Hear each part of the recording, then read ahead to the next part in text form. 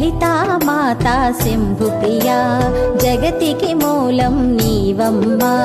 శ్రీ భువనేశ్వరి అవతారం జగమంతటికి ఆధారం హేరంబునికి మాతవుగా హరిహరాదులు సేవింప చండుని ముండుని సంహారం చాముండేశ్వరి అవతారం